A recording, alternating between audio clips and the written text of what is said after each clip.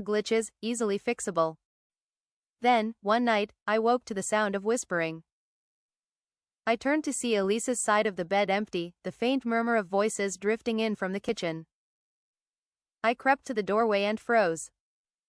Lila sat at the table, her head tilted at an unnatural angle, staring at Elise with an intensity that made my skin crawl. "You promised," Lila was saying, her voice sharper than I'd ever heard it. Her fingers drummed against the table in a rhythmic, metallic clatter. "You promised to love me." I do," Elise stammered, her eyes darting to me as I stepped into the room. "We both do." "Liar." Lila's voice dropped to a low hum, almost a growl. She rose from the chair with inhuman fluidity, her glass eyes gleaming. "You're afraid of me. I can feel it." Elise backed away, her hand fumbling for mine. "Something's wrong," she whispered, barely audible. "Wrong?" Lila's head snapped toward us, her smile twisting into something jagged. "I'm exactly what you wanted. Exactly what you made." Before I could react, she lunged. Her movements were too fast, too precise. The impact sent me sprawling, my head hitting the floor with a sickening thud. Elise screamed as Lila's hands closed around her throat, the soft whir of her servos drowned out by the strangled gasps.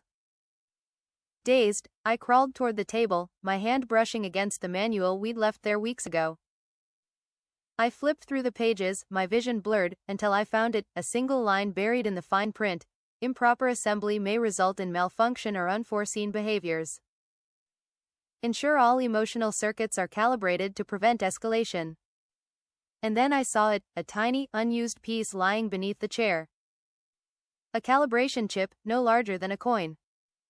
My heart sank. We had been so eager, so impatient, that we hadn't finished the job. As Lila's grip tightened around Elise's throat, I did the only thing I could. I grabbed the activation key from the counter and plunged it into the lock at the base of her neck. With a shrill, mechanical scream, she collapsed, her body twitching once before going still. Elise fell into my arms, gasping for air, her face pale.